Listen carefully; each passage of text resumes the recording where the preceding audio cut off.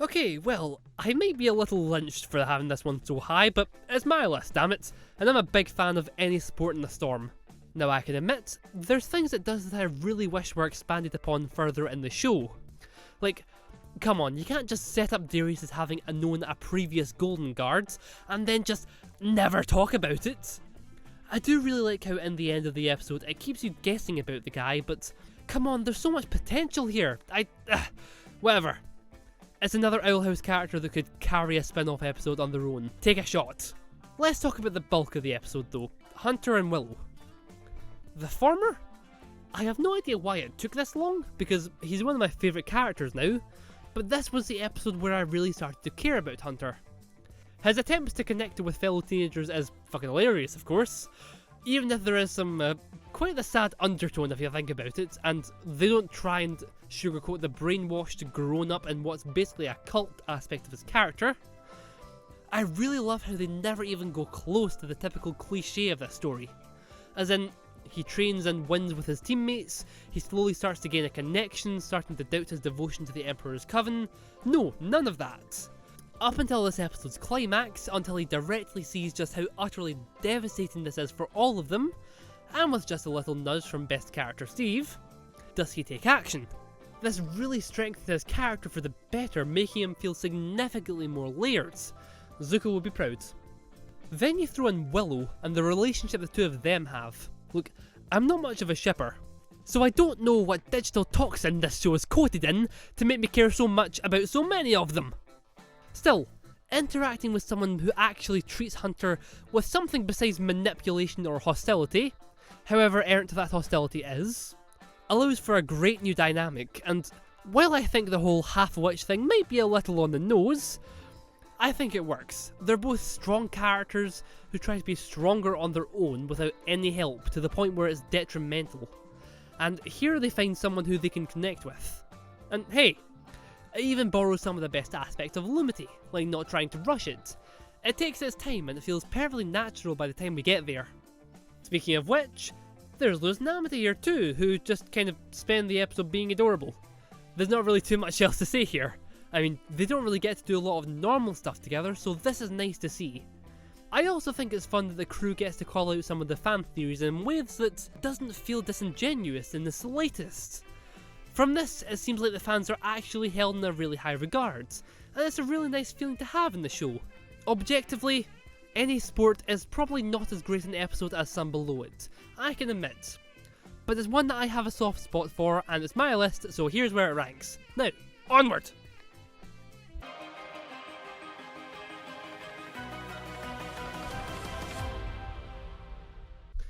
Okay, so this is where things start getting real in the show, because they start not even having the time to show you the intro anymore, and I love it.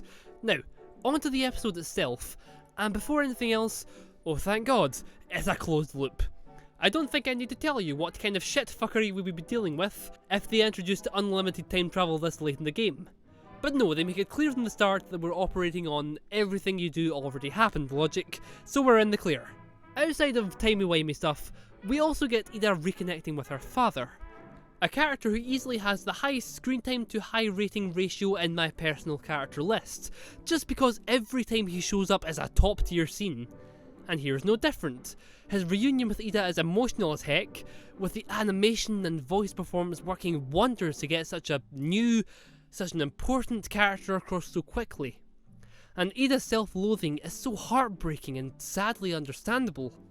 Now, here we get some base-stamped Lilith. It's really nice having seen her slowly but surely grow back into her own person after leaving the Emperor's Coven.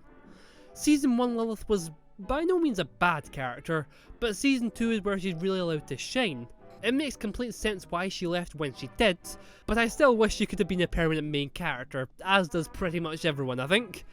Hey, at least we have some episodes like this, and I honestly think she has an underrated dynamic with Luz.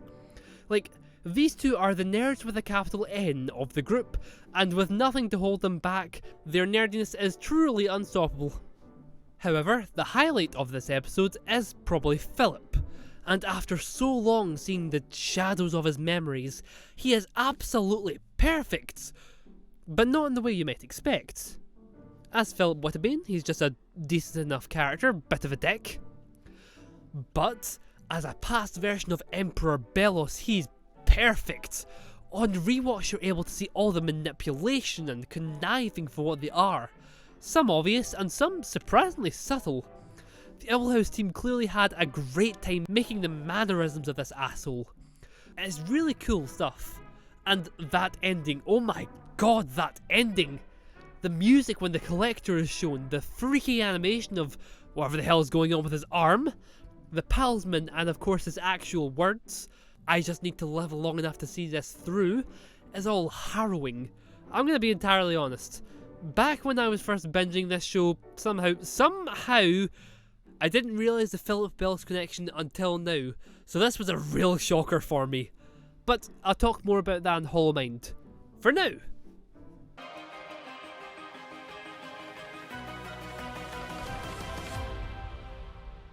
Hunting Palismen. The episode that's remembered for introducing us to Hunter and literally nothing else.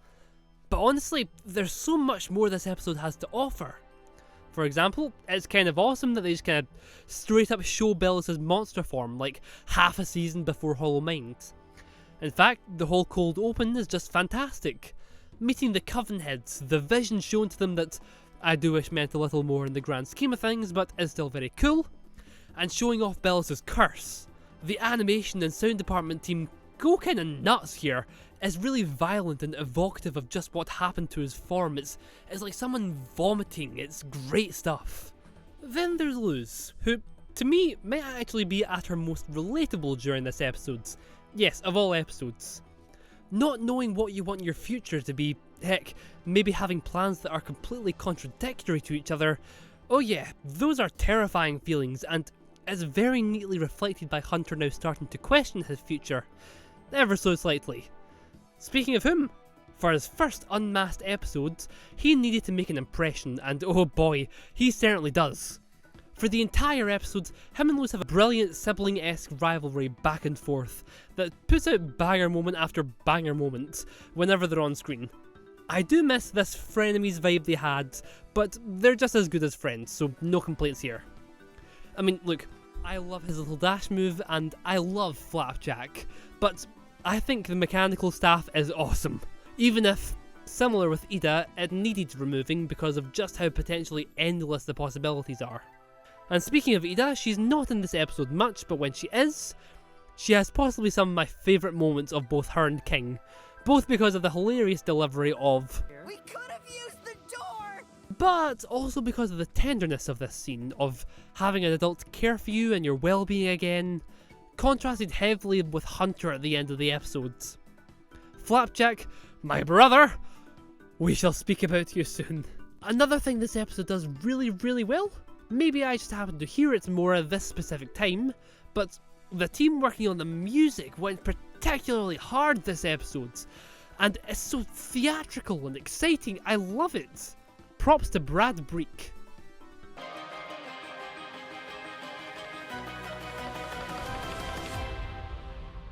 This is one strange episode. Now, that doesn't necessarily mean bad, as you can tell from it being so high, but definitely strange. Before we get into everything with King, the start of the episode is actually excellent. Pretty much every time we see Ida's cheeky, jovial personality slip is a great scene, and the whole thing seems shockingly mature, both in terms of Luz's reaction, as well as Ida's want to keep her safe and not have her involved at all, because, well, she is just a kid. And it's surprisingly rare that we get to see the sisters comfort each other like this too, a really quality start to the episode. And then there's the Titan Trappers, which, oh man, I'm really not sure what to do with them. On one hand, they do seem interesting and make for a pretty great revelation to King's ancestry. It's a plot twist that's been built up for a while now, and I must admit, during my binge of the show, this caught me completely off guard. One of the big three twists, Lilith, Bellos and King, this is probably my favourite, but I still love the other two, and we'll get there in a moment. But yeah, the Titan Trappers themselves are just okay. They make for decent antagonists, but the issues come with the fact that they just disappear here, and never show up again, despite having the closest ties to the spotlight-stealing antagonist of Season 2's finale. And the Collector really doesn't seem like the type to have a bloodthirsty cult-killing baby titans. And it's not like he doesn't know they exist, as shown by the finale, it just seems like they don't fit together, which I suppose almost works with the whole, other side of the world thing. But I don't know, feels like they could have had more of an impact. But then again, this episode's focus isn't really them, it's King. And in that sense, oh my god, it's horrifying and incredible! His desperation hits a peak here, and it's very bittersweet on a second watch, seeing him have the time of his life with the trappers. But the emotional meat and potatoes comes from his utterly shattering heartbreak at the end. Because first, oh my god, and then we get to play catch as top 3 darkest moments in the show easy. And second, his talk with Luz about how he knows he'll leave him one day, and her expression during that. And third, well, the fact that he's a Titan, which gets a lot more focus on the episode afterwards, but even this simple moment of, hi, good god, Alex Hirsch is a masterful voice actor, that one word can make you choke up. This episode might have just my favourite piece of promotional artwork of the entire series. Whether you've already seen it or not, it seems so dreamlike and tranquil, with just the slightest hint of menace because of how perfect the scene is for King. I mean, it's not part of the episode, so not sure how much of it should bump it up, but it's good stuff.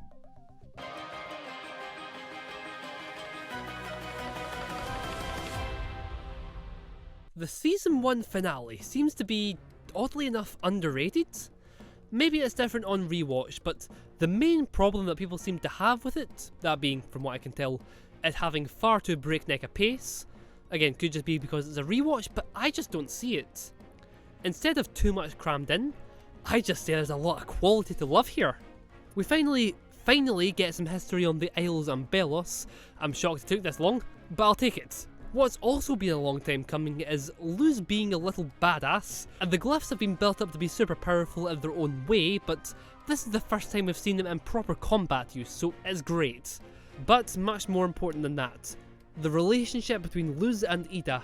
Seeing how much the familial love between the human and the owl lady has flourished, it's a long time coming seeing them finally confront the mortality of that relationship. And it really gets you emotional seeing Ida resign herself to her fate. Not as much as other moments of what is basically a 2-parter finale, but we'll get there in a mo. Then you have Belos himself. This isn't him at his best, but it's him at his most threatening and mysterious. I actually wish we got more of this force of nature, masked devil type emperor, but it's probably a grass is greener on the other side thing. But his mannerisms, his magic, his drip, his presence is so eldritch in this episode, and nothing that comes afterwards quite compares. Even if that is the point, and I just have to shout out his vocal performance. All the voice actors bring their A-game, especially in the season finale onwards, but Matthew Rice is just wonderfully chilling in this episode. Okay. I'll play. TikTok human, the owl lady doesn't have much time left. One major gripe though, he didn't take Ida's palismen for himself. I'm sorry, that's just completely out of character and a real sticking point of ridiculousness in an otherwise pretty grand episode. Now, it's close, but this next point is probably my favourite part of the whole thing. And it's something that really needed to happen, especially with the more story-focused and serious tone that the rest of the show takes. Ida permanently losing her magic. Throughout Season 1, the show has to constantly go out of her way to make sure that Ida is either powerless, isn't there, or just being a bit of an idiot when things go wrong. Because, well, she's, quote, the most powerful witch on the Boiling Isles, and with no clear restrictions on what she can or can't do, it's not really something that could have continued if the crew wanted a more complex plotline. So this little stroke of genius works wonders for the future of the show. Speaking of which, that's what I think Youngblood Old Souls does extremely well. Not in just being a good climax to everything that's come before, notice how many times I've said something is a long time coming, but also for setting up the second season. Ida's loss of magical power, the mystery of Belos and his plan, the Golden Guard, and, of course, Luz losing her way to the human realm. From the start, I've talked about how the show struggles to get a good hook for the audience to keep watching. And at the start, a weaker point of that aspect was the fact that our character was so safe. She could go home whenever she wants, even nip between the demon and human realms if she so desired, which just isn't as interesting. The season 1 finale fixes that tenfold by not only trapping her on the boiling isles, but also making it a race against Emperor Bellos to get back home. I think everyone can agree that season 2 is a far stronger season of television, but that wouldn't be quite possible without the excellent end, excellent beginning that is Young Blood, Old Souls.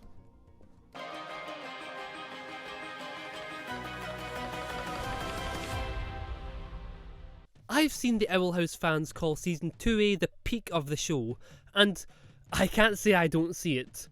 It does not miss. There is not a single bad, even average, even just good episodes. Episodes 1 and 2 are really good, but I think episode 3, Echoes of the Past, is where the show sprints into peak and just doesn't stop for a long while. Admittedly, it's a little strange that we're just now finally getting back to talking about King and his strange past after a whole season, but it does make a good amount of sense with the characters, especially Lilith, being a newer face in the house that's a lot less likely to play along with any supposed games. But enough about King, what about Hooty? Woo!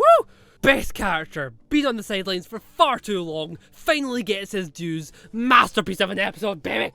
But seriously, okay, the first instance of Porta Hooty is one of my singular favourite gags in the entire show. The horrific sounds and reactions, and then this adorable little owl face house, I love it, 10 out of 10. Alright, enough stalling, let's actually talk about King here, shall we?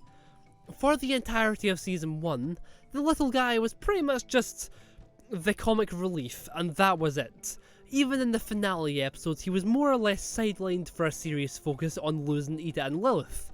He's there to be funny and adorable, and, you know, he does that well, but Echoes from the Past is the very first episode to take his character seriously.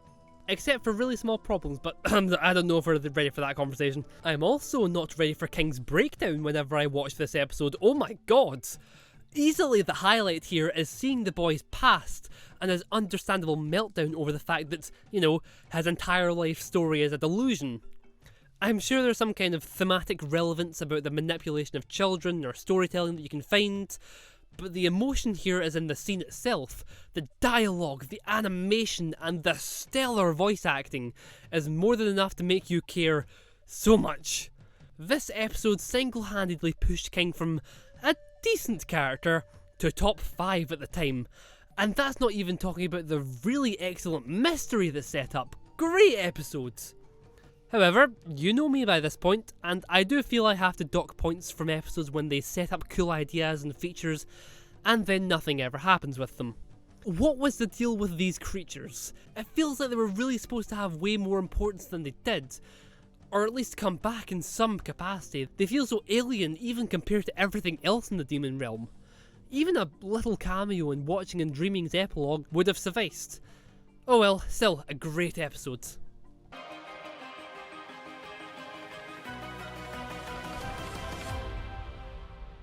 Before anything else, to anyone who's rewatched it recently, does this episode have some strange animation and art style choices? Like, it's by no means bad, and I mean more like the characters seeming strangely off-model. I don't know, go figure. In any case, boy, look at this! A non-finale season 1 episode in the top 25. Trust me, these are rare enough that they're cause for celebration each time. And The Intruder is absolutely worthy of being this high. Because, well, it's the episode that got me watching the show. Episode 1 and 2 are fine, but you can tell by their placement on this list that they aren't exactly the greatest beginnings. Episode 3 is a step up, and sets up a few new characters and ideas, but by this point the show still doesn't really have a good hook. Like, a reason to keep watching, you know? I mentioned it in my video comparing the pilots, quote-unquote pilots, of Amphibia and the Owl House, but even after the next couple of episodes, back when I first watched the show, I was watching it mainly because Luz and Ida were fun characters. I didn't really have a desire to continue it beyond, well, the fact that I heard that it was really good. The Intruder changes everything. First, let's talk about the scene where Luz discovers the first glyph of the show. I admit, on first watch I didn't think much of it. I mean, hey, it's kinda clunky to have it just happen to show up on a glitch on our phone, so nah. But, with what we know after the big finale on rewatch, this scene actually becomes rather fantastic. It goes from a girl being able to perform magic for the first time, to that and big ol' Titan Dad gifting her for the first time. Her expressions, the music, is all chilling in a very good way. The plot with King and Luz is pretty good overall. It's very sweet to see them start to connect, and to get just a hint about King's inner turmoil about being overlooked and ignored. And hey, even Hooty gets some great moments from this episode. However, it's definitely not about them, it's about Ida and her curse. And the Owl Beast has done wonders in this episode, with the boiling rains outside is by far the most threatened the characters feel throughout most of season 1. Like, take out the jokes and this scenario could be a straight up horror. I love it. Though as mentioned, the best part is that it's what got me interested in watching the rest of the show, at a time where it was nowhere near its peaks. And that comes from the ending. A mystery, a genuine intriguing mystery about who placed the curse on the Owl Lady. We'll get to its resolution soon, but it was finally something for me to grasp to. The show had its vending machine, it had its calamity box, and as I found, it had so much more.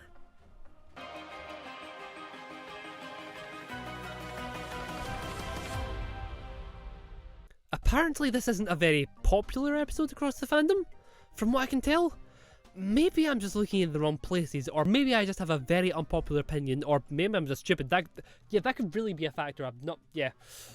Keeping up appearances is amazing. Gwendolyn is a great character that lasts long enough to leave an impact, but doesn't overstay her welcome. Through her, you start to see just why Ida, and especially Lilith, grew up to become the way they did. One sister fiercely independent and rebellious, the other desperately seeking love and respect from any of her peers. Speaking of Lilith, despite the fact that her big turning point was earlier, this might just be the best episode for her character-wise. Her experiencing the curse that she's brought on her own sister, and the big ol' mummy issues for both of them, help to give the viewer this great and bizarre experience of, most likely, hating her, then liking her, then loving her, and then she's leaving? I know Hooty wasn't the only one torn up about that. But despite all that, and despite some great moments from Luz and King about their own parental issues, honestly, this is one of the few times before yesterday's live that you really feel Luz's homesickness. This is an Ida episode, through and through. It's where the best parts of the episode come from, namely her accepting the curse as part of her, and also the lesser parts, yeah. Like, come on. I know not everything has to be explained. Some things can remain a mystery and lore, and that's absolutely fine. But the portal door? The thing that brought Luz to the Demon Realm in the first place? The main reason behind the events of the Season 1 finale and arguably Season 2? The story begins and ends at Ida found it buried in a random graveyard? Come on, it's a less bright spot in a very bright episode. And speaking of which, let's talk about the reveals. Luz not the only human that's ever been in the Boiling Isles? I mean, it looks like pretty much everyone guessed it was Belos at the time, except me.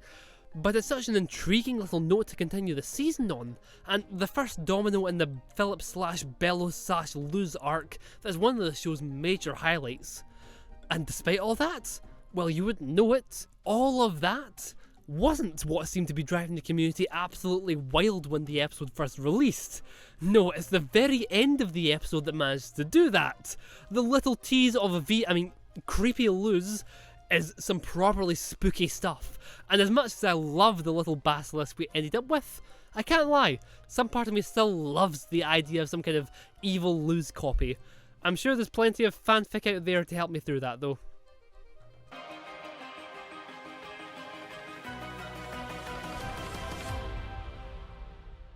This was, for some reason, the singular hardest episode to write a script for.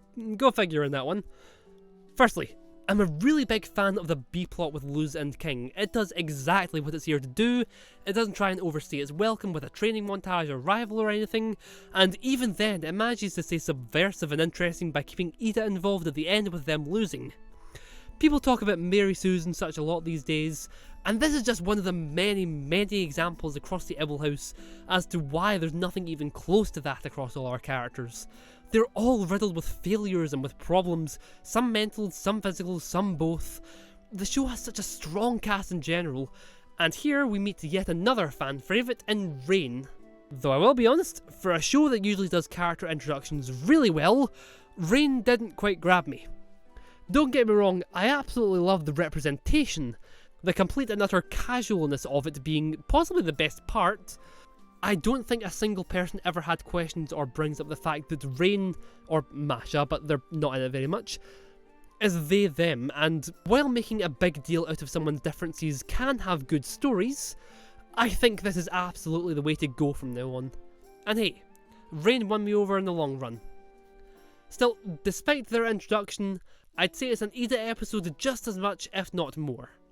Specifically, her relationship with Rain and Luz and King, and how she fears losing them.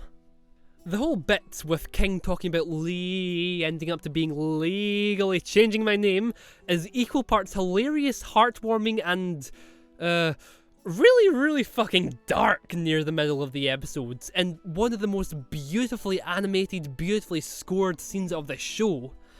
Like, it's not as overt as some of the other stuff, which we'll get to soon, but the voice actors knock it out of the park with lines like, But it'll stop the Emperor, right? and Ida, do you have kids? the abruptness of it all does take away from it at least a little, but it doesn't stop it from being a really shocking moment of attempted, well, apparently it's best for me to not use the S word right now, so I'll just use the other one, self-sacrifice for her kids, because of the growing feeling of uselessness without magic. And on Rain's side, it makes a lot of sense why he wouldn't want to endanger Ida after this. The episode also introduces us properly to Darius and Eberwolf, and I mean, what more can I say?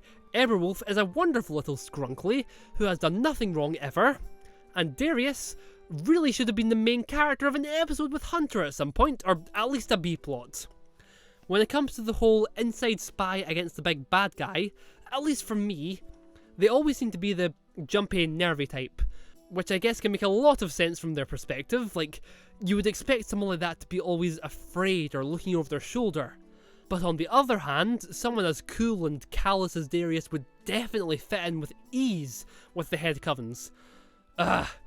Season 2 of The Owl House is really just one of the best seasons of anything ever, especially animated show-wise.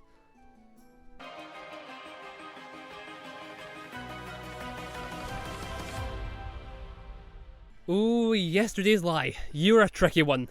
On one hand, you're ridiculously emotional and exceptional thematically, with very big True Colours vibes, and those are good vibes to get. On the other hand, you have the museum manager, who just feels a little too much in terms of his tone, talking about Mewtwo and wearing ridiculous armour in the wrong place. It feels kind of like Tibbles, if Tibbles was a primary antagonist in King's Tide and not Really Small Problems. But on rewatch, at least he doesn't have as much screen time as I remember. Instead, the majority of screen time is for V, and good. V is one of those characters who does feel genuinely hurt by the show's shortening, mostly because she's only in the human realm and thus can't show up again till season 3, unless they did like a V episode, which would only take time away from our characters and plot. But enough about that. For now, they work wonderfully, in part to remind Luz of the life she's run away from, and also as her own character. So often in the Owl House we have characters who, unless the plot is kicking in hard, are quippy and generally don't seem too frightened in the presence of danger. Not here though, and I'm starting to see why, because V panicking, and the phrase is probably overused these days, but I do feel it fits well, going through some PTSD when in a cage is utterly horrifying and heartbreaking. Honestly, if we ever get an Owl House spin-off or continuation or even just a comic, she is my top pick for the protagonist.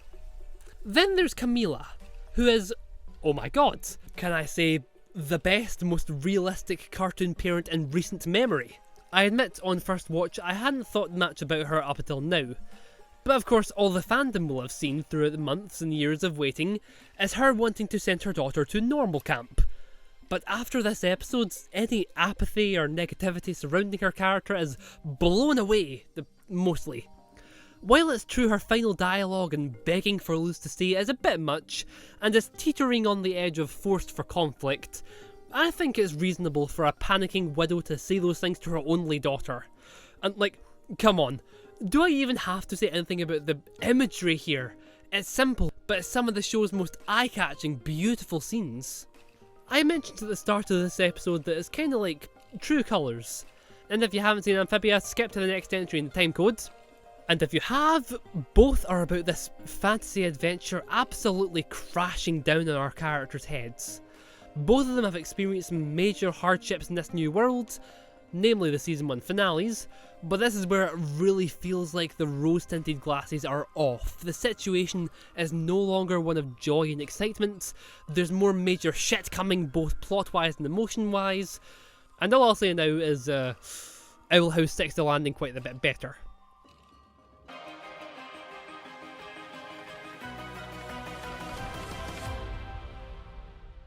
Alright, now, here's the thing. Half of O Titan Where Art Thou is a lie reveal plot. Yeah, I know, right? After everything I've said about him. And you know what? You know what? It works. Really, really friggin' well. Like, not even just okay, but to the point where it's a highlight of the episode and one of the highlights of the show as a whole. So let's break down why this is so great in comparison to past eye-roll inducing lie reveal plots here. First, the characters and their relationship. When Gus was lying in his past episodes, it was either to brand new characters who he and we the audience had no real attachment to, or Luz, who's obviously the main character and his buddy, but they'd interacted with each other about three and a half episodes by this point. It wasn't too much. Beyond that, there's tone and there's reasoning. Obviously, Luz and Ida's clash over the deception is serious. Like, serious even for most of Season 2's episodes. There's tears, there's anger, there's fighting. And the reasoning, well, is to keep what is essentially her adoptive daughter by this point safe and alive. Whereas for Gus, it was either to make himself look good or... Honestly, I have no idea why he lied in this one, it was pretty clearly just for drama. And as mentioned, this isn't just characters who have just met or are just pretty good friends. This is the main duo who we follow for almost 2 full seasons now, who we know love each other dearly, and the fact that neither the lying or them actively fighting each other doesn't feel forced in the slightest is testament to the show's amazing character writing. We've known for a long while now that Ida loves Luz like she'd love any daughter, and because of that only wants her to be safe for what's to come. It works wonders both in terms of character and in making the show feel more mature than it probably should. Whew! Okay, what else is there? There's the whole obviously take outfits for sneaking into the enemy base bit, which would normally be a little too goofy for my liking this late in the game, but it actually helps in establishing the general mood of the Isles in the final days and hours before the Day of Unity, in this mad rush to get everything done. And then there's the king half of this episode, which I have less to talk on than I thought I would. Don't get me wrong, there's a lot to love here. Lilith perhaps at her most entertaining here, and to say my jaw was on the floor in a good way when Steve himself got character development is an understatement. Maybe it's because a lot of his part is a montage, a really good montage mind you, filled with a lot of little details.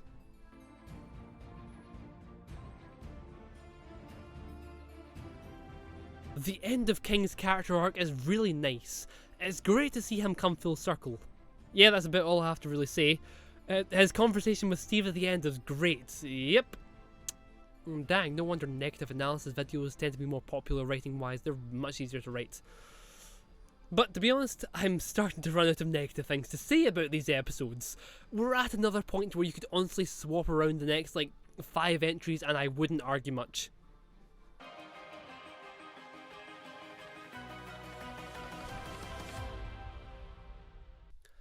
Honestly, I have no idea how well regarded an episode Eclipse Lake is in the fandom. Hopefully I don't get lynched for it being this high, but this is without a doubt one of the most rewatchable episodes of the entire show for me. It's an absolute banger. The episode has it all, but what I enjoy the most when it comes to the Owl House? It has in spades. Awesome fight scenes and great character introspection with some really well built characters. Specifically, this time focusing on fan favourites, is me, I'm the fan.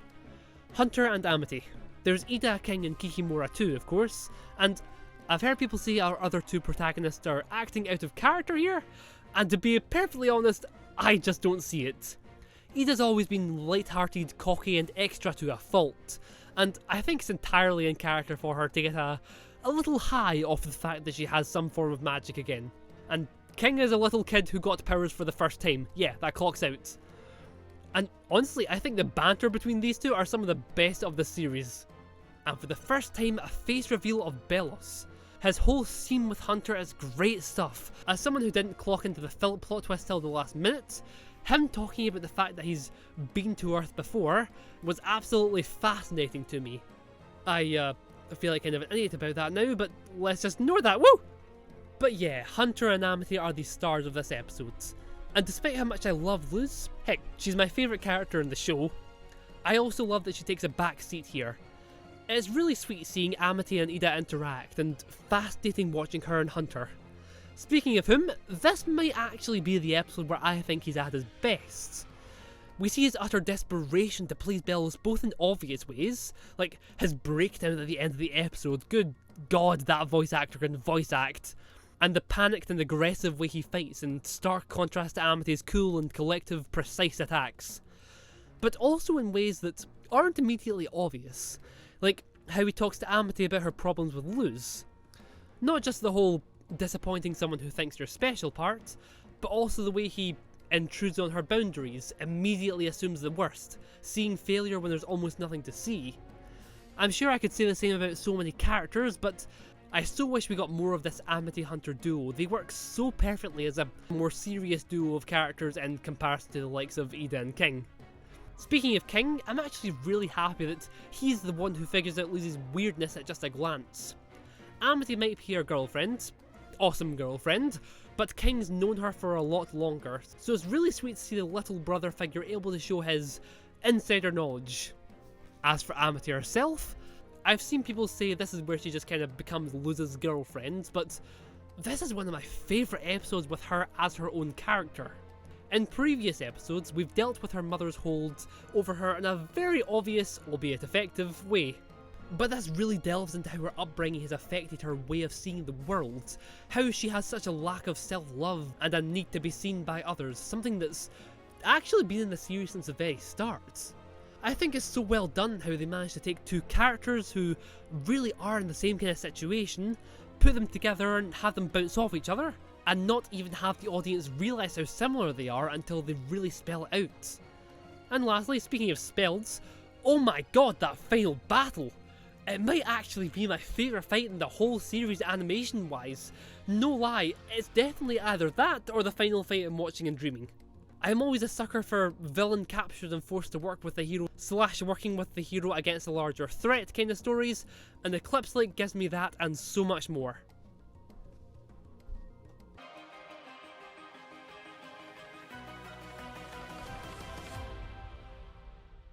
Reaching Out is definitely one of those episodes. You know, the ones where I wouldn't say it's carried by one particular moment or scene, but, well, it's definitely remembered fondly for that one part in particular. And you know exactly what I mean for this, so let's go over everything else first, shall we? The episode gives the Blights some much needed love, as beyond Amity, the twins and Adalia have had one episode where they're a focus, and Alador has had pretty much nothing, poor guy.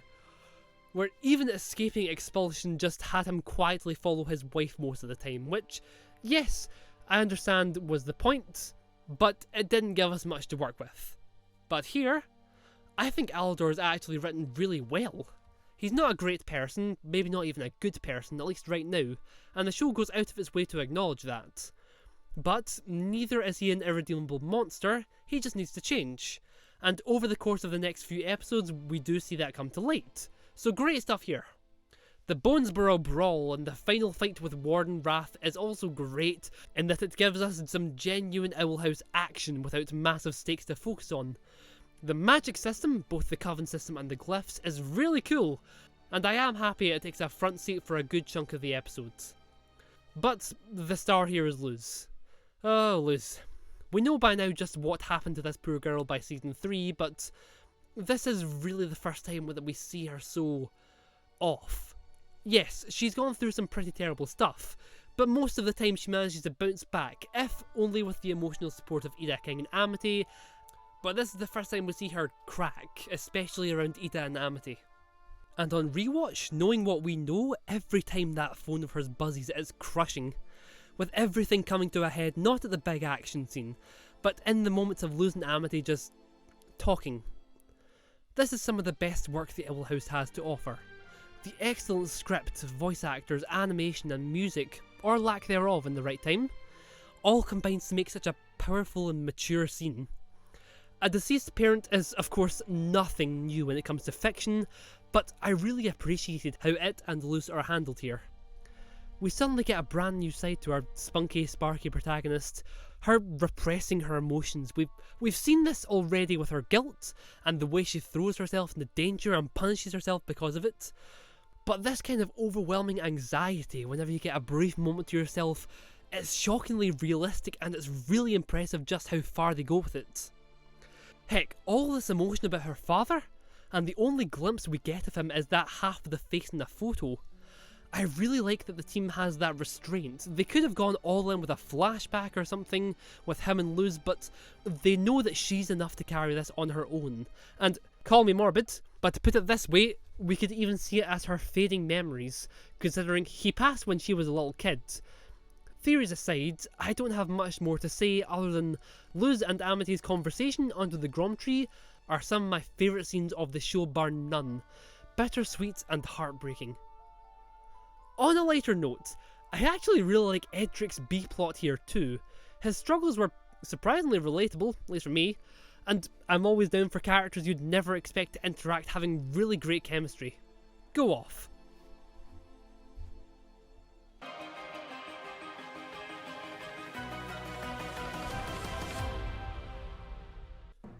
You know, for an episode this high ranked, it really doesn't start off that well.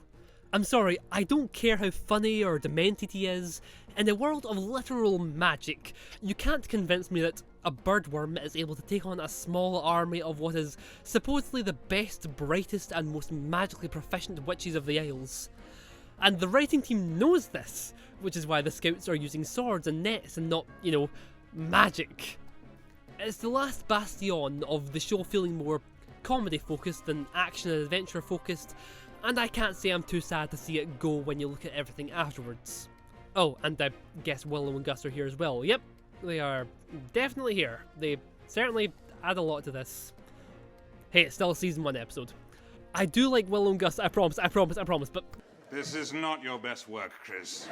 And this whole relics thing with the healing hat and everything just seems kind of underbaked. It's Lucy's entire reasoning for getting herself placed in danger, and thus the reason we get our showdown and Ida losing her magic, but the writers get rid of it as soon as they possibly can. I'd have taken any single line explanation as to why it wasn't important. But let's be honest, we're not here for any of that. We're here for Ida v Lilith, and oh my god does it deliver everything you'd ever want and more! Their clash and convention gave you an idea of what fully grown witches can do in a proper fight, but it turns out that was just a taster. Like, the moment Ida enters, you know that she is no longer playing around. Any doubts you might have had on whether the Owl Lady is all talk are immediately eviscerated. I don't think I have to tell you how beautifully animated Ida vs Lilith Round 2 is. If you've watched this late into the video, then you'll have watched it 3 times at least. And of course, there's Lilith's reveal, which, considering how goofy the show can be pretty commonly up to this point, it's really dark, and it's completely allowed to be dark, and it's absolutely friggin' fantastic. Like, as you can tell, I do have my issues with this episode, but they almost don't matter because of this showdown. And After a full season of Luz and Ida bonding, developing a really beautiful little relationship of two weirdos completing each other, even throughout everything else the show throws at us over season 2 and 3, and it throws a lot, Thank You for Being in My Life might just be the single most heartbreaking moment Owl House has to offer. Combine that with an extremely effective first appearance of Emperor Bellos. They knew how to make this guy terrifying when compared to Lilith from the start, and it really works. You can immediately tell that the plot is kicking into high gear. I'm not going to put it here in case of copyright drama, but go back and watch his first scene. The sound design of the rapidly beating heart, the scraping of his claws, so good. As well as some of my favourite set design of the show in the Emperor's Castle. And the absolutely crushing end of the episode, Lilith's line to Luz, and then the mostly comedic King and the entirely comedic Hooty by this point, simply silently comforting Luz being such a powerful moment. Honestly, Agony of a Witch is the most flawed episode in this top 10, but oh my god, when it delivers, it gives it everything. There's a reason it's still one of the fandom's favourites to this day.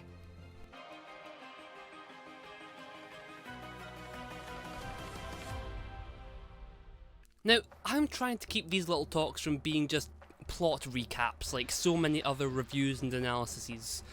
And, well, that might be tricky here. See, a lot of the analysing comes from character development, plot development and build-up, hints to the future, etc. This is where all that build-up is realised, and it's utterly incredible.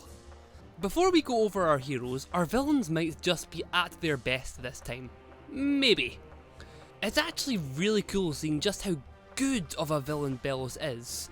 He's a brilliant mix of realistically deluded, competent, and utterly sadistic. Like, okay, his plan is ridiculous, what with him wanting to return to the human realm and being seen as a king... Witch Hunter General. Right, sorry, that. But once the draining spell has begun, he just dips out of there without a second thought. Like, he doesn't even revel in his victory, it's kind of fascinating. Of course, then he goes through a 1-2 combo of betrayal with Kikimora and the Collector, and again, his quiet, calm demeanour being really standout during all this. And since we're on the topic, well, let's talk about the Collector, shall we? Cause my god, in this episode they are absolutely incredible. We've talked about Season 3 Collector before, and we will do so again, but Season 2 Physical Form Collector is a force of nature. They're absolutely terrifying, I love it! All this time we've had the build-up of Bellos as this looming, imposing threat, and a great one at that. And King's Tide is where we finally have our long-awaited big boss battle. And that boss battle is really good. His last spar with Luz is great, with the end of it being one of the most underrated, horrifying moments of the Owl House. But once he takes on his monster form, well, he's scary, don't get me wrong, like, that design and the way it moves is absolutely horrifying, I love it. But he honestly doesn't feel too threatening once the cavalry shows up beyond this little moment with Hunter. And then the Collector steps in, giving us what is, in my opinion, one of the single best scenes in the entire show. The music that's so off and so different from any other track of the show, the looks of abject horror on our heroes' faces and Bellos' voice, the voice and expression of the Collector, and seeing our villain get usurped by one tiny shot in an instant, the threat going from scary madman to cosmic horror child gods, and usually a really good antagonist like Bellos being taken down in one hit like this all of a sudden would really sting. The Collector's been built up for a while now, and much more than that, Bellos didn't lose any potential by being swatted like this. Not just because he survived, but because he played his role to its natural end, and he played it perfectly. Sure, if he'd stayed dead and the Collector was the main antagonist, it would be weird, but even as someone who likes Bellos as a villain, I would be pretty happy with him overall. Because, oh my god, King's Tide Collector is terrifying, and I love it! Okay, but there's more to talk about here than the baddies. Let's talk about Luz, huh? Because while Hollow Mind might have been the episode to break the girl, King's Tide takes those broken pieces and pulverizes them. I've already mentioned her almost petrification, but there's also the ending. God, that ending! Luz resigning herself, her heroic selflessness, now an overwhelming flaw tainted with guilt, a major part of an amazing arc that's way too much to cover here. But I've talked about it elsewhere, wink wink nudge nudge, and there's no way I can't mention that ending. The silence, the pouring rain, the breakdown of Gus, who should be the one ecstatic to be in the human realm, feels so mature and, say it again, heartbreaking. To the point where a blatant amphibia shoutout kinda takes me out of it. Yeah, there was definitely better places to put this. I'm not a fan, not gonna lie. You know what I am a big fan of though? King's Tide. Incredible finale.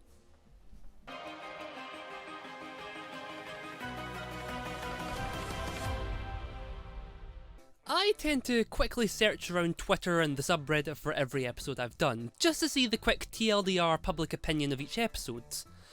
And, well, I never expected to say this, but I think Enchanting Grom Fright is kind of underrated.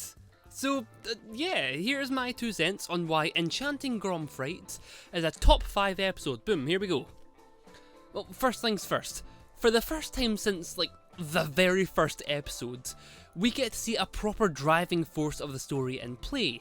Lucy's guilt and her relationship with her mother. It's something that really helps to ground the character, and thus the show as a whole, even back in her season 1 days when she was more of an upbeat goofball, at least on the outside. Then, Hooty has literally the best line he has in season 1, so, you know, right off the bat, right away, this is gonna be a banger. Honestly, this episode is just peak Hooty all round. It's far and away his best episode until season 2. Seriously, this is where he goes from funny on occasion to absolutely uproarious. Despite the more dramatic moments later, this is probably the funniest episode of season 1 all round. Since comedy is so objective, I can't say much more than that, but it really feels like they've improved so much since the early show.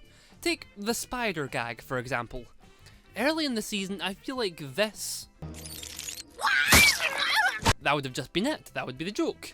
However, here they set it up beforehand, not only getting a second good joke out of it, but also leaving the viewer wondering if it'll show up again for the rest of the next couple minutes, and being rewarded when it does, making the follow-up even funnier in my eyes. Okay, I want to talk about the dance scene now. Holy shit, I never thought a dance sequence would give me chills, but the Owl House managed it. It was the first time I'd felt anything like this watching the show. I don't need to tell you how good the animation is, you have eyes! There's so many details you can pick out, from the way they're dancing to the magic potentially being more powerful because of Amity's state of mind, to that bop of a score. It's an absolute treat, but I wouldn't say it has to carry the rest of the episode like, say, Agony of a Witch's Battle. Before this, we get Lucy's battle with the titular Grom, and the manifestation of her greatest fear, her mum coming back to see what she's been hiding all this time, and hating it, hating her. It works so well with what's to come soon after. The season 1 finale, taking away any chance she might have of breaking the news peacefully. And much later, because yesterday's lie is essentially Grom's vision brought to life, and it makes going back to this episode such a treat. Then there's Amity. She of course shines during this episode, pretty much entirely because of her relationship with Luz. It's grown so much across season 1, and seeing them being able to share some kind of casual banter is really gratifying after everything, and really funny knowing just what comes next. Baby Lumity. Genuinely one of the best LGBT romances I think we have in animation, media in general right now, if not the best in animation. Like, seriously, let me know if there's anything that tops it. And then after that, well, not only do we get a lovely little montage of the most important people in Luz's life in the demon realm, taking a moment to breathe in the beauty of this world, there's the stinger. The letters sent to Camila. Oh my god, that on top of everything else is what made me know I couldn't stop watching this show.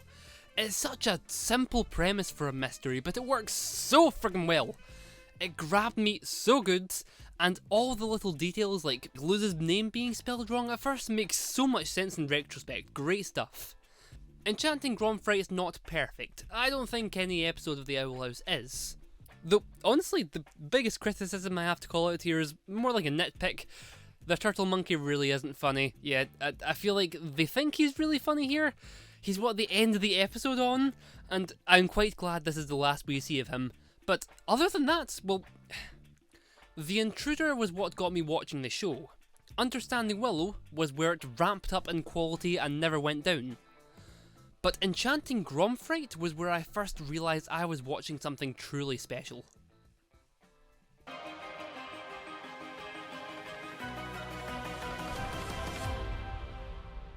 Hollow Mind has been described as a horror film, condensed into a 20-minute Disney animation episode. And honestly, I can't say I disagree. This is easily the most overtly, shockingly dark the Owl House gets, and I love it.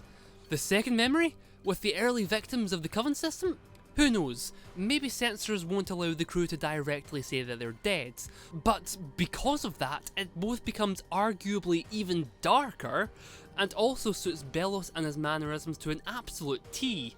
And of course, in terms of Belos, I think it should be obvious that this episode is where, as a character, as a villain, he shines like the sun. I love the way they set up the idea that he might regret what he's done, that he might be redeemable. What with the whole sobbing child inner self and Ida mentioning that strong emotions can manifest, is a great red herring. And of course, as we find out here in particular when we enter his memories, is that he is completely irredeemable. Every single piece of dialogue once he appears in the mindscape either adds to his air of terror, gives more detail to his and or Hunter's backstory, works to further establish his character, or all of the above. Belos is a maddeningly well-written paradox. He's so simple but seems so complex. He's so over the top and yet feels so realistic.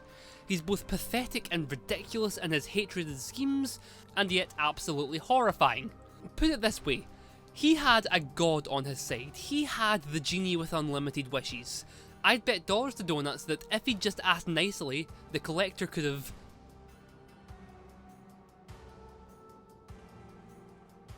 But he doesn't want any of that. His sole and unwavering focus is the death and destruction of these witches.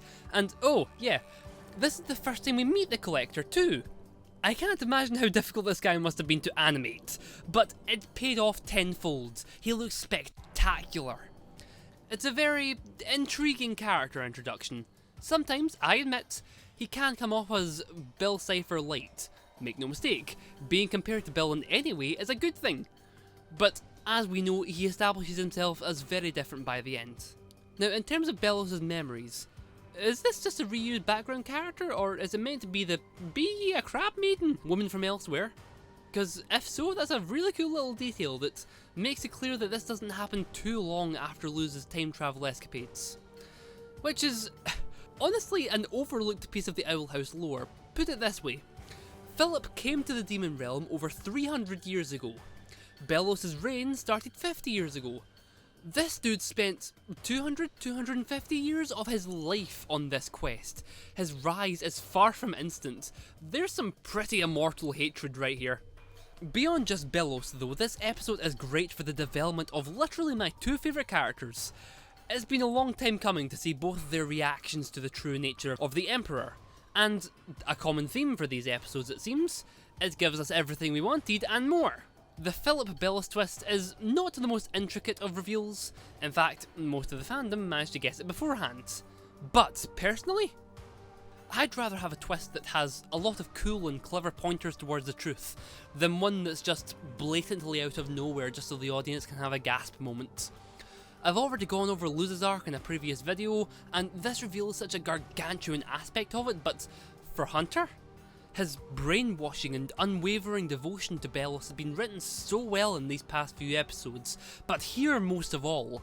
And the, say it with me now, animated panic attack once he escapes is really freaky in the best of ways. Philip had the kid in a death grip. And after all this, everything we get in the forefront of this episode, there's also a massive backstory entirely via the background portraits.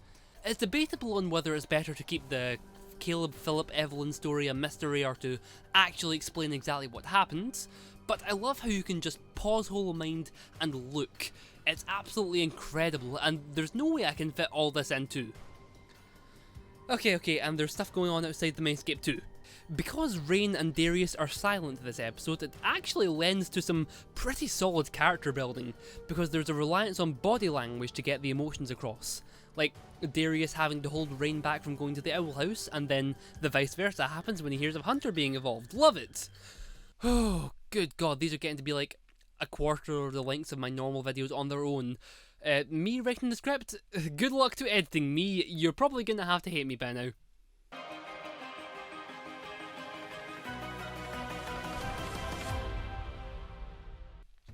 To those who have watched my channel before, you might be surprised that this isn't number 1, because I adored this episode. And if it seems like I'm talking about it a surprisingly little amount, well, it's probably because I've already done that. But TLDR, it contains some of my favourite, most mind-bending hype moments of the show for me that had me grinning like a maniac the first time I saw them, and every time I've seen them since. However, since the last time I've spoken about it, I've had time to think and time to reflect. And I concede that, despite its massively high highs, the grand finale of the Owl House is not perfect. The heart of the Titan really should have been set up in more detail than just a cool background set piece 2 seasons ago. The Collector still feels like a strange addition. If your name isn't Luz, Ida or King, you're getting a big ol' short end of the stick. And I cannot forgive the audacity of not giving our Lord and Saviour Hooty a single line of dialogue. So yeah, finale, far from perfect. But what it does right, it does so overwhelmingly incredible that it cancels out any issues I might have had with it. The Titan! Bellos becoming the Isles, Luz's death and Ida and King snapping because of it. Titan friggin' Luz! Now eat this sucker! The death of Bellos/Philip. Watching and Dreaming pulls out all the stops to be as incredible a finale as it can. This isn't just a rollercoaster of emotions. This is one of those bloody G-force devices that astronauts train on. It's amazing. The entirety of the epilogue is especially what I've grown to appreciate most in the months since the show ended. Luz losing and later regaining her connection to the Boiling Isles and its magic are a double whammy of heartbreaking and utterly jovial. The ending to each and every character is pretty much perfect. I especially love what they did with Hunter and Ida. Like, it's not what you would have expected, but it suits them and their arcs perfectly. And the final goodbye is equal parts hilarious and heartbreaking. With how much of an impact it has had on so many, I really don't think this is going to be the last we'll see of the Owl House. But I think it's going to be a good while until we see something new. Especially since there's definitely a couple of unexplored paths we can go down. Until then though, Watching and Dreaming is a worthy finale, and I'd say it sums up the series as a whole. It has flaws, yes, and those flaws are notable, but its incredible majestic highs make this an unforgettable ride by the end.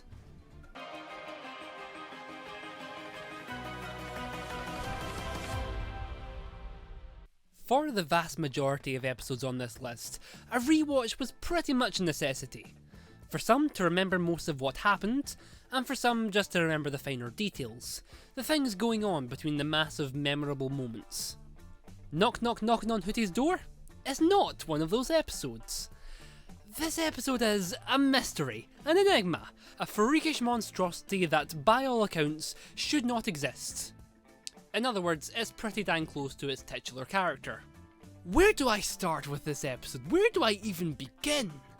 The top tier jokes, the emotional gut punch of King's pining and yet hatred for an absentee father, the sudden mystery of King's new powers, perhaps Ida confronting her curse and her past, seeing Ida's dad and how she scarred him with her straight up bright red blood, Ida and Rain confirmed as being a thing, Owlbeast backstory, the very first hints towards the Collector, Ida's acceptance of the curse in one of the most straight up beautifully animated moments of the show, Harpy Ida, Luz gushing over Amity, Amity gushing over Luz, the surprisingly well done cornucopia of hilarity, gooey crushingness, and shame the Tunnel of Love causes, Lumity becoming canon, King's dad showing up, and fitting all of that into a 20-minute episode without any of it feeling rushed is absolute madness, and I love it so much. To go a little deeper into things, I do want to touch base on a few specific moments. Ida's part of the episode in particular, from the start, we've been shown the Owl Lady as being an outcast by choice, something she's cool and confident about being. But here we see that really isn't the case. The curse tearing her apart from her family and her love is pretty horrifying to see, and it makes it all the more cathartic by the end when she finally accepts it as part of her. Even if that already happened a few episodes ago, but you know what, I'll take it. And starts to work with it instead. And we even get some pretty simple, clever backstory for the Owl Beast, seeing its side of things, and finally finding out why this curse was so bamboozling to everyone. And, the Harpy Ida, yeah, that's a Harpy Ida, yeah, that's all I have to say about that. Before we get to the Lumity end of things, I do want to interject with King, just so he doesn't get too sidelined, even if he is undoubtedly the weakest part of the episode. Which is saying a lot, because it's still really good. I adore the subversion of the usual "it doesn't matter who you are because you're our friend" line. It's not a bad line, but it's a line that King's heard a lot of before, and it's entirely understandable that he'd want these answers. It really humanises him, you know? Anyway, right, where was I? Oh, right, yeah, that. Yeah, this episode is pretty perfect when it comes to Amity and Luz, and I don't use that term lightly. It's every mushy Lumity fan comic smooshed into one giant tunnel of love, and you get a very appropriate reaction from both characters, I think. Amity having her gay panic go into absolute overdrive, and Luz being completely overcome by panic and fear and shame of being rejected. It's a scenario that couldn't have happened without someone as utterly insane as Hooty, and it somehow manages to be both incredibly over the top, and yet feel incredibly real in terms of their reactions at the same time. Then there's the confession, which, of course, is one of those scenes that I genuinely can't watch without smiling at least a little bit. In terms of things to praise here, it's the body language I adore. You can tell exactly what these characters are thinking and feeling just by how they move, which really can't be easy to replicate in art like this. Good job on the teams behind it. All in all, Knock Knock Knocking on Hooty's Door is an episode all about emotion, confusion, anger, hate, acceptance, fear, and love. Love between two lovers, and love from the viewer to Hooty to making all this happen. And then seething hatred, Hooty, you piece of bird shit!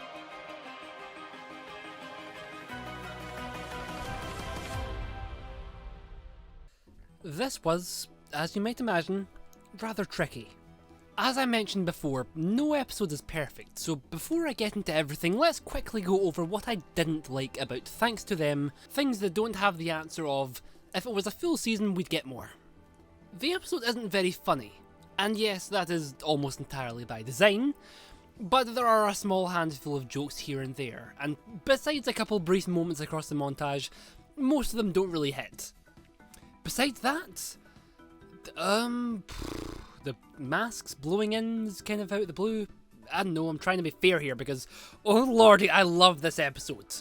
Similarly with Watching and Dreaming, I've talked about this one before, specifically with how it compares to Amphibia's version of similar events, and then talking about Hunter's Possession. I think I covered the latter pretty thoroughly, so I'd recommend watching that if you want to know more of my thoughts about Witch Hunter. Beyond that, oh wow. Thanks to Them feels like the best of what the other top 10 episodes have to offer in one huge package, combining the incredible hype of episodes like Agony of Witch and Eclipse Lake, moments of incredible emotion like Reaching Out and Yesterday's Lie, and a complete onslaught of information and just things our characters get into like Knock Knock Knockin'. All wrapped up in a really neat package in the human realm that's part Scooby-Doo mystery, part horror movie, and part lowest point character study for Luz. And it's that last part that really makes it. I'm not sure what the most emotional scene in the Owl House is, but I think I know my top 3. One's the final battle with the theme song blasting in the background from Watching and Dreaming. And the other 2 come from this episode. One I'll talk about in a sec, and the other is Luz's video diary. In some way, this scene acts along the same lines as a plot twist. Hear me out. A plot twist is, at its best, something that redefines a lot of what came before. Not that it didn't make sense before necessarily, but now you know the full/true story, you're able to see everything from another angle, and it's so freaking good. One way the series does this is with the Titan looking over losing King, but the other was with the Azura books and Nani, and her desire to be with the people that loved the same things she did. Azura Book Club? Azura Book Club? As long as it's a secret club, okay? Everything from Ida almost burning the book when she first arrived, to meeting someone who had read the same series, to wanting to be like that character more than anything else. Speaking of which, I mean, did you know in that scene with the Azura movie in the background where she feels overwhelming shame because of the Bellos situation, her eyes look like they're glowing blue from the screen like people do when they're controlled by Bellos? Or the changing background of her video diaries to suit her emotions? Or, this is why I was planning to make a whole video about this episode. There's so many little details and big moments to go over. Did I even mention that, not counting villains, it has the only named character death in the series? Look, if you couldn't tell by my channel and, well, everything, I am a bird guy. I like my birds. Used to have a pet bird who, to be completely honest, was a little rascal of my own. So yeah, everything that happened to Flapjack in this episode hit some buttons for me, shall we say. I hope to see you again, Flapjack, if we ever get some more detail on the Caleb and Evelyn story. On a lighter note, there's the side characters. Willow and Gus are an incredibly chaotic duo in this episode, and I love it. This is probably the best episode for their friendship since their very first introduction. Amity is allowed to chill out and let her guard down for the most part, and seeing her be so casual with Luz is amazing. And oh my god, I completely forgot to mention the whole coming out to Camila part. Oh my god, I forgot to mention Camila in general. With how often parents are put to the side in young adult stuff, it's great to see a biological parent be so important to the story. Chalk up Camila's nightmare and talk with Luz afterwards as yet another one of the best scenes the show has to offer, at least in my opinion. It's very impressive how, in the span of just this episode, she went from a character who was apparently pretty disliked in the fandom, to a fan favourite, and one of my favourites across the show. For a series all about magic and demons, having such a well-written normal mother is perhaps one of the most unusual things it does. You know what else is unusual? The Owl House. We don't get a show like this every so often. Last thing we did was probably Gravity Falls, and yes, I am saying that as a big Amphibia fan. And when we get something brand new, or, you know, something like Invincible Season 2 or Arcane Season 2, which, let's be honest, might be out by the time I finish editing this, I will be here a while. I will be there for them. And if you're somehow still watching, I would absolutely love it for you to like and subscribe if this is up your street. If this does well, I might just make some more like it. But, well, I'm recording this when part 1 has came out and it's not done very well, so we'll see. And at the time of speaking, I'm planning to make a Discord server, so that might be in the link too. Check it out if you like. And one more thing, would you ever consider donating to me on Patreon? It's a genuine question, I just want to throw that out there. Pretty much every single big YouTuber I've ever seen does it, but I have no idea what would constitute the right amount of subscribers to make that happen. Just a question. Right, that's it. We're done. I'm free. Until next time, friends.